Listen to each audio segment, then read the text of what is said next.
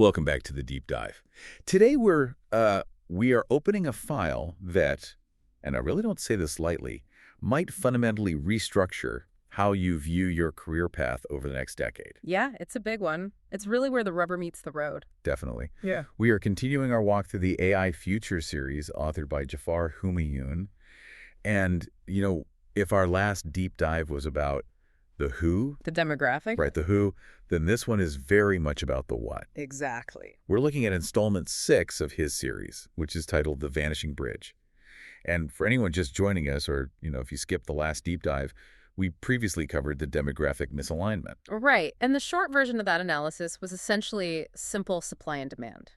We have a shrinking global population and a rising demand for economic output. So we posited that autonomous intelligence fills the gap left by the workers we simply aren't birthing anymore. It was a functional necessity, Okay. a demographic argument. Exactly. It explored that decoupling of population growth from economic utility. But today's material, The Vanishing Bridge, it shifts the lens entirely. We aren't looking at birth rates anymore, we're looking at mechanics. The economic physics. Yeah, the physics of what happens when a tool stops being a tool and becomes a replacement. Right, and Humayoon starts with a very specific warning here, which I think we need to anchor on. He emphasizes that AI futures is not a forecast. Right. It is a framework. Which is a distinction we should really make clear before we get too deep into the weeds today. It's crucial. I mean, he isn't trying to predict if the stock market crashes next Tuesday or, which specific tech company wins the AI race. He calls it speculative realism. Yes, speculative realism. Yeah. He is looking at the structural properties of the technology, what it can actually do mechanically, cognitively, and projecting those capabilities forward logically. It's not sci-fi guessing. Not at all. It's engineering projection. This isn't about the end of work in some cinematic Hollywood sense. It's about the end of a very specific logic where human labor always finds a new floor. And the main target of this projection is to dismantle what he calls the technological fallback fallacy. The fallback. Yeah, it's basically the economic bedtime story we all tell ourselves to sleep better at night. Right.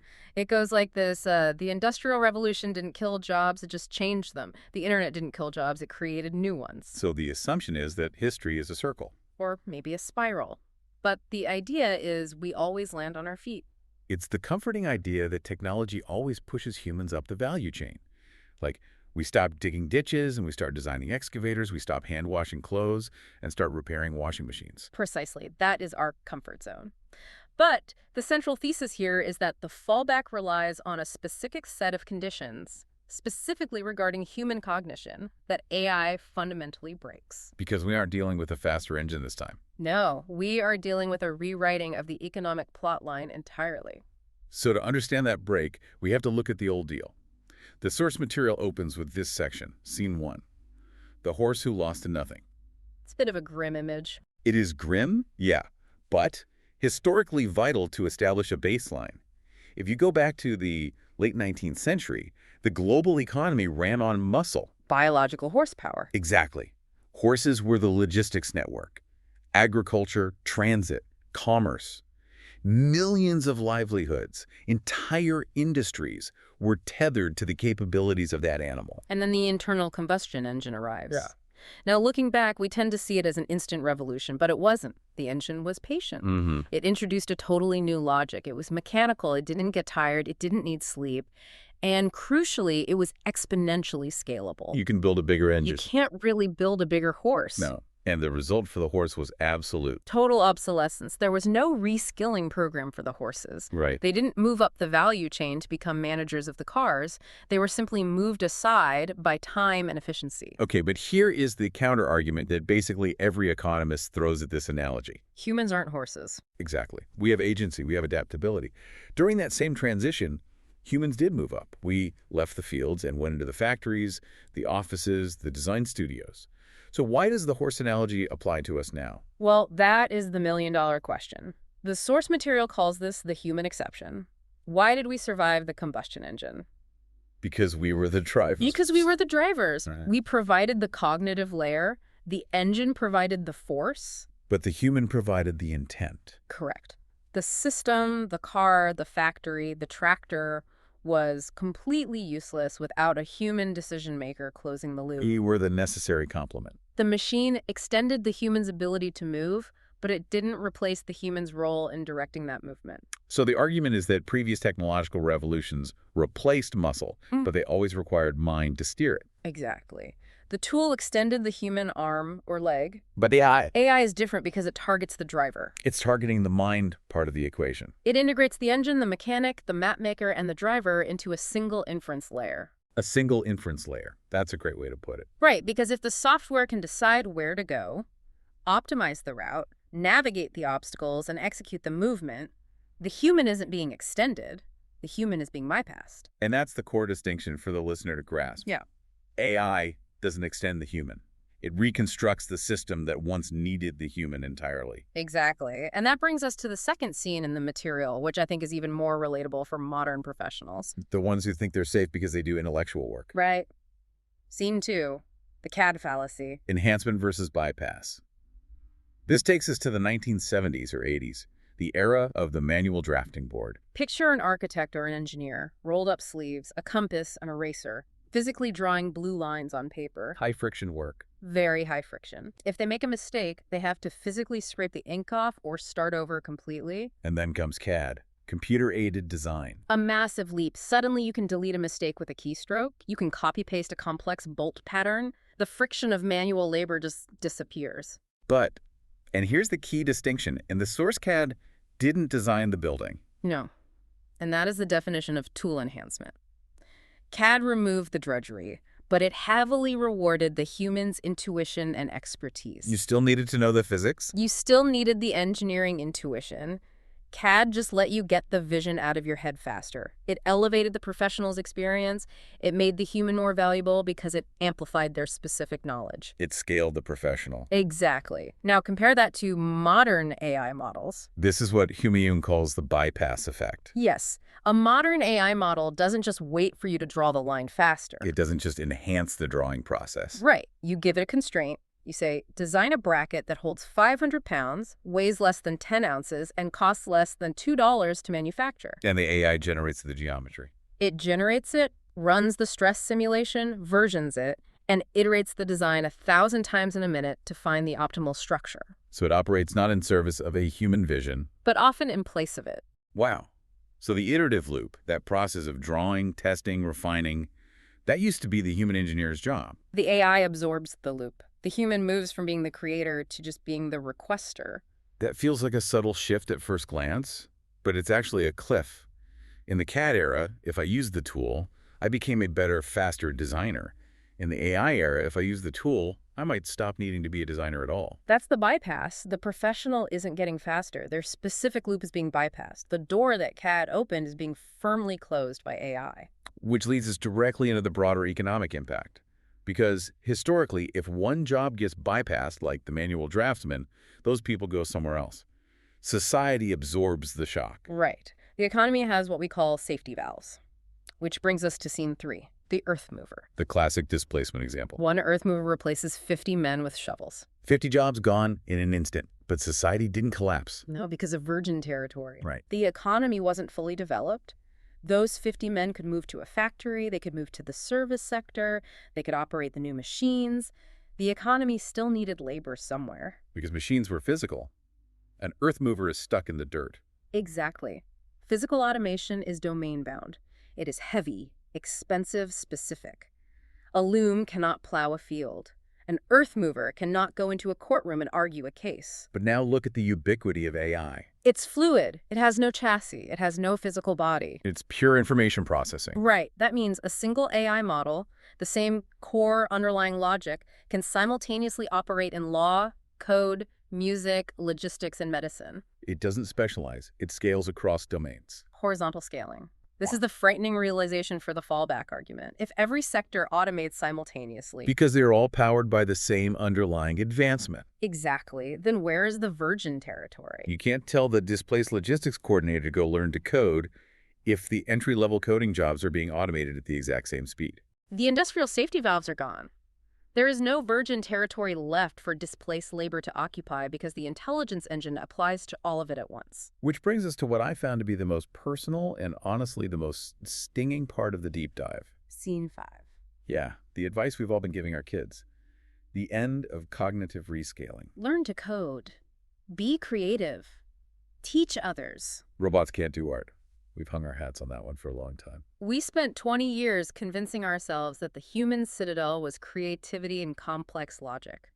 We thought machines could do repetitive physical tasks, but they can't do patterns. And it turns out patterns are literally the only thing they do. That's the irony of it. AI is a pattern recognition machine. And it turns out coding is almost entirely structure and pattern. Law is structure and pattern. Even a lot of commercial art and tutoring is structure and pattern. Because it masters the structure of logic and repetition, it moves into creative and technical fields at the same rate it moves into administrative ones. Exactly. So the middle layer of the workforce is what's really dissolving here. Let's define that middle layer for the listener, because it's a crucial concept.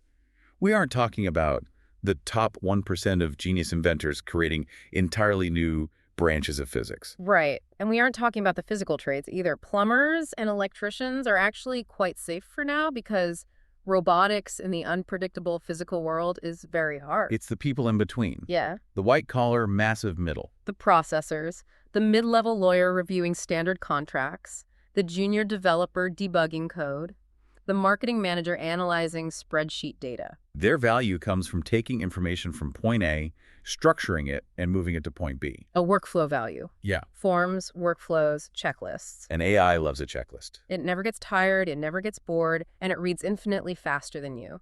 So these professionals in the middle layer aren't becoming obsolete because they failed or aren't skilled. Right. They are being replaced because the structure they mastered, the cognitive friction they used to resolve, is no longer necessary. Humayoon introduces the metaphor here that gave this episode its title, the vanishing bridge. It's a powerful image. In past revolutions, we stepped from a broken rung to a higher one. We stepped across a bridge to a new industry. But this time, the bridge itself is vanishing behind every step AI takes, because the rate of AI advancement is faster than the rate of human curriculum. Think about it. It takes 4 years to get a computer science degree. In AI development time, 4 years is an epoch. Exactly.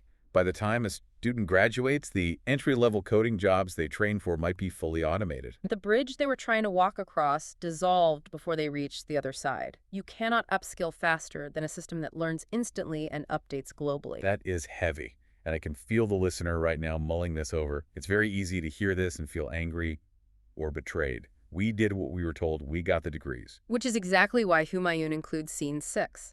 Tone check. We need to ground the discussion here. The source material explicitly warns against falling into the outrage trap.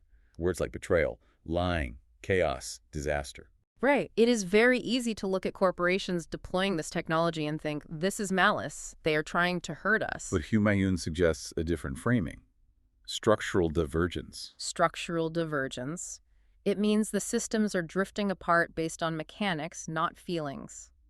Firms aren't bypassing professionals out of malice or bad intent. They are doing it because of the cost mechanics of superhuman scale. It is competitive pressure, economic gravity. If a machine can do the work of 1,000 people for the cost of a few kilowatt hours of electricity, the structure of the economy inevitably tilts that way. You can't fight gravity. No. The non-cyclical nature of general-purpose technologies means the market seeks efficiency like water seeks the lowest point. It's structural, not personal. There's a really poignant line in the text about redefining value, how we view history. We don't remember the last ticket clerk. Or the handwriter of product descriptions in a Sears catalog. We don't think of them as victims of malice. No, we just accept that their role was a temporary bridge. Their value was defined by a system that no longer exists. When the system changed, the definition of value changed. And we are realizing that we might be the ticket clerks. Our current definition of professional value might just be a temporary artifact of a time before machines could process information. So the existential question isn't how do we keep up or how do we stop this? No, the real challenge is what do we become when there is no task left to chase? Wow. We have to separate our identity from our labor. Exactly. For centuries, who you are has been what you do. I am a doctor. I am an architect. If the machine takes the doing part, we are left with a void. We have to find a new way to answer who we are without handing over a business card. It sounds like we're entering a season change, not a storm. A storm passes and you rebuild the same house. A season change means the environment itself is altering. The old structures are simply slipping out of relevance. And that brings us to a final provocation for you, the listener, something to observe on your own. Look at your own workplace. Don't look for the dramatic mass layoff event that makes the evening news. Look for the silence. The quiet evaporation of tasks. Exactly. Are there reports that used to take a team a week to compile, which now just appear? Is the junior staff hiring frozen, not because it's a budget crisis, but because the seniors just don't need the help anymore? Was it a friend of yours doing that work 2 years ago? That is the water rising. That is the bridge vanishing. And the point of seeing it isn't to panic. It's to recognize the system's observable shifts. You stop relying on a bridge that is no longer there. You start asking what remains when the pattern recognition is solved. Which is the perfect setup for where we go next in the series. Because if the bridge of labor is disappearing, what happens to the economics of time? Right. Episode 7 is coming up next, nonlinear productivity. We'll preview the idea that AI doesn't just make work faster. It breaks the economic logic of how value, time, and labor used to connect. It's a fascinating look at what happens when the traditional inputs of productivity just completely detach from the outputs. I can't wait to unpack that one. This has been a heavy deep dive, but a completely necessary framing. Stay curious. Stay systemic. We'll catch you on the next deep dive.